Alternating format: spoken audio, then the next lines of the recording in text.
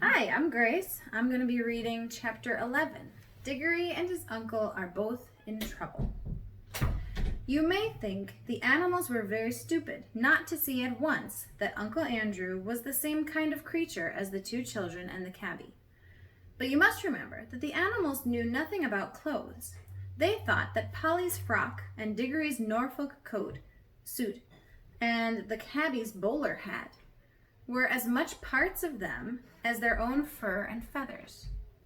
They wouldn't have known even that those three were all of the same kind if they hadn't spoken to them and if Strawberry had not seemed to think so. And Uncle Andrew was a great deal taller than the children and was a good deal thinner than the cabby.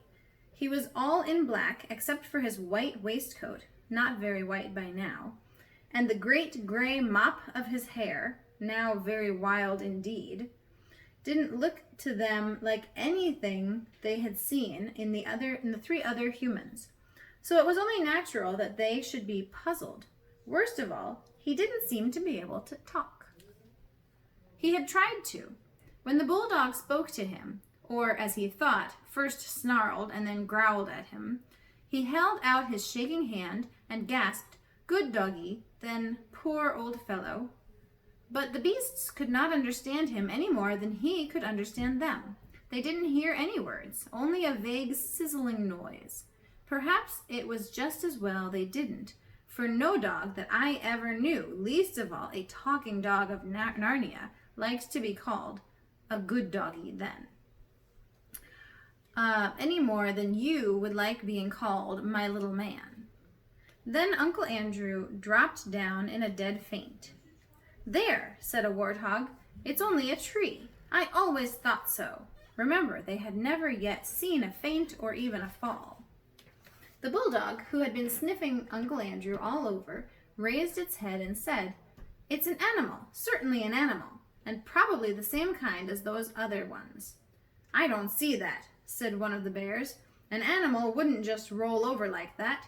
We're animals and we don't roll over. We stand up like this."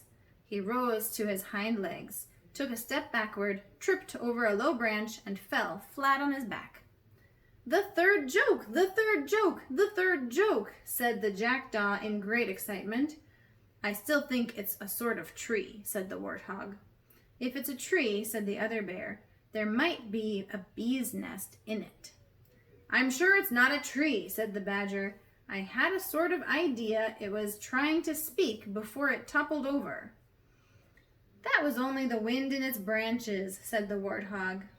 "You surely don't mean," said the jackdaw to the badger, "that you think it's a talking animal. It didn't say any words." "And yet, you know," said the elephant, the she-elephant, of course. Her husband, as you remember, had been called away by Aslan. "And yet, you know, it might be an animal of some kind. Mightn't the whitish lump at this end be a sort of face? And couldn't those holes be eyes and a mouth? No nose, of course, but then, one mustn't be narrow-minded. Very few of us have what could exactly be called a nose." She squinted down the length of her own trunk with pardonable pride. "I object to that remark very strongly," said the bulldog. "The elephant is quite right," said the tapir. "I tell you what," said the donkey brightly, "perhaps it's an animal that can't talk but thinks it can." "Can it be made to stand up?" said the elephant thoughtfully.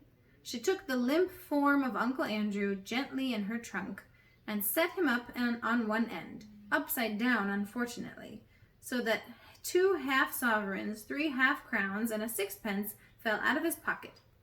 But it was no use. Uncle Andrew merely collapsed again. "There," said several voices, "it isn't an animal at all. It's not alive." "I tell you it is an animal," said the bulldog. "Smell it for yourself."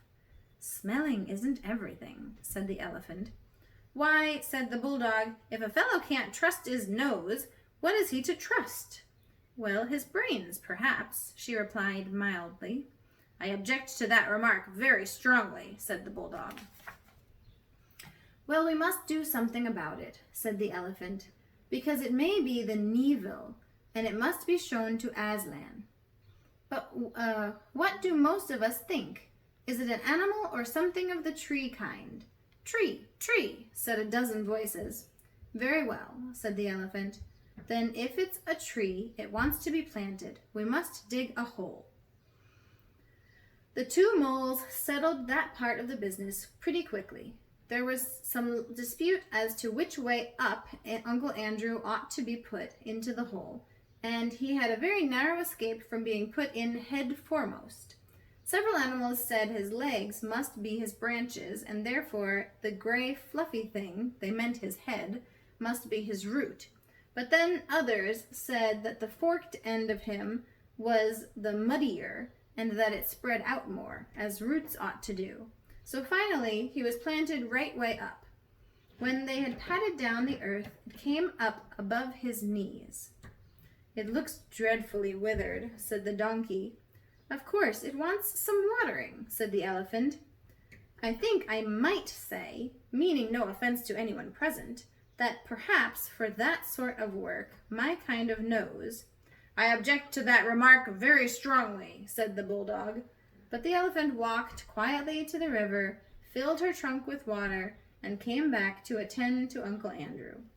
The sagacious animal went on doing this till gallons of water had been squirted over him, and water was running out of the skirts of his frock coat as if he had been for a bath with all of his clothes on.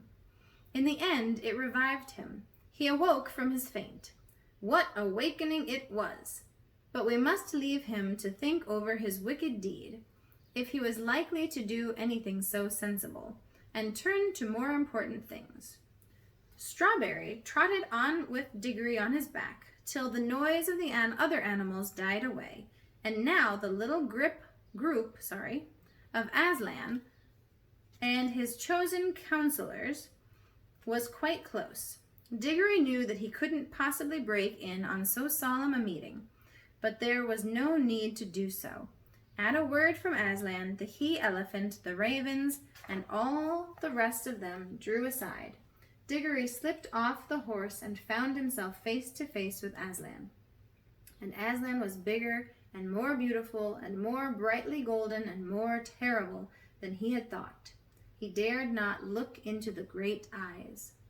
Please, Mr. Lion, Aslan, sir, said Diggory, may I, please, will you give me some magic fruit of this country to make my mother well? He had been desperately hoping that the lion would say yes. He had been horribly afraid it might say no.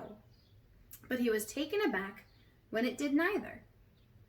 This is the boy, said Aslan, looking not at Diggory, but at his counselors. This is the boy who did it. Oh dear, thought Diggory, what have I done now? Son of Adam, said the lion, there is an evil witch abroad in my new land of Narnia. Tell these good beasts how she came here. A dozen different things that he might say flashed through Diggory's mind, but he had the sense to say nothing except the exact truth. I brought her, Aslan, he answered in a low voice. For what purpose? I wanted to get her out of my own world, back into her own.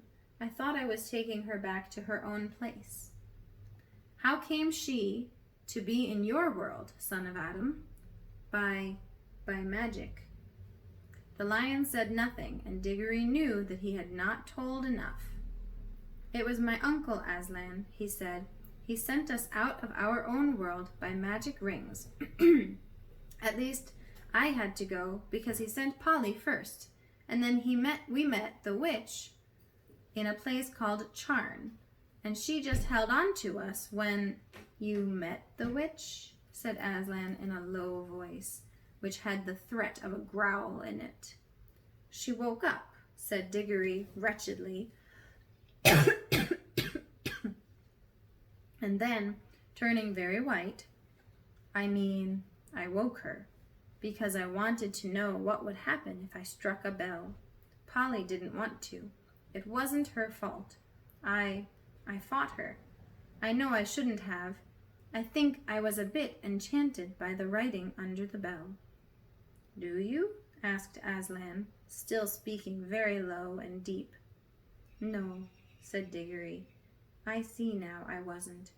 I was only pretending." There was a long pause, and Diggory was thinking all the time, "I've spoiled everything. There's no chance of getting anything for Mother now." When the lion spoke again, it was not to Diggory. "You see, friends," he said, "that before the new, clean world I gave you is 7 hours old, a force of evil has already entered it, waked, and brought hither by this son of Adam. The beasts, even Strawberry, all turned their eyes on Diggory, till he felt that he wished the ground would swallow him up. But do not be cast down," said Aslan, still speaking to the beasts. "Evil will come of that evil, but it is still a long way off, and I will see to it that the worst falls upon myself. In the meantime, let us take such order that for many 100 years yet this shall be a merry land in a merry world, and as Adam's race has done the harm, Adam's race shall help to heal it. Draw near, you other two." The last words were spoken to Polly and the cabby, who had now arrived. Polly, all eyes and mouth, was staring at Aslan and holding the cabby's hand rather tightly. The cabby gave one glance at the lion and took off his bowler hat. No one had yet seen him without it. When it was off, he looked younger and nicer, and more like a countryman and less like a London cabman. "Son," said Aslan to the cabby, "I have known you long. Do you know me?" "Well, no, sir," said the cabby. "Leastways, not in an ordinary manner of speaking. Yet I feel somehow, if I may make so free, as 'ow we've met before." "It is well," said the lion. "You know better than you think you know, and you shall live to know me better yet. How does this land please you?" "It's a fair treat, sir," said the cabby. "Would you like to live here always?" "Well, you see, sir, I'm a married man," said the cabby. "If my wife was here, neither of us would ever want to go back to London, I reckon. We're both country folks, really." Aslan threw up his shaggy head, opened his mouth, and uttered a long, single note, not very loud, but full of power. Polly's heart jumped in her body when she heard it. She felt sure that it was a call, and that anyone who heard that call would want to obey it, and, what's more, would be able to obey it, however many worlds and ages lay between. And so, though she was filled with wonder, she was not really astonished or shocked when all of a sudden a young woman with a kind, honest face stepped out of nowhere and stood beside her. Polly knew at once that it was the cabby's wife, fetched out of our world, not by any tiresome magic rings, but quickly, simply, and sweetly, as a bird flies to its nest. The young woman had apparently been in the middle of a washing day, for she wore an apron, her sleeves were rolled up to the elbow, and there were soap suds on her hands. If she had had time to put on her good clothes, her best hat had imitation cherries on it, she would have looked dreadful. As it was, she looked rather nice. Of course, she thought she was dreaming. That was why she didn't rush across to her husband and ask him what on earth had happened to them both. But when she looked at the lion, she didn't feel quite so sure it was a dream. Yet for some reason, she did not appear to be very frightened. Then she dropped a little half-curtsy, as some country girls still knew how to do in those days. After that, she went and put her hand in the cabby's, and stood there looking round her a little shyly. "My children," said Aslan, fixing his eyes on both of them, "you are to be the first king and queen of Narnia." The cabby opened his mouth in astonishment, and his wife turned very red. "You shall rule and name all these creatures, and do justice among them, and protect them from their enemies, when enemies arise. And enemies will arise, for there is an evil witch in this world." The cabby swallowed hard 2 or 3 times and cleared his throat.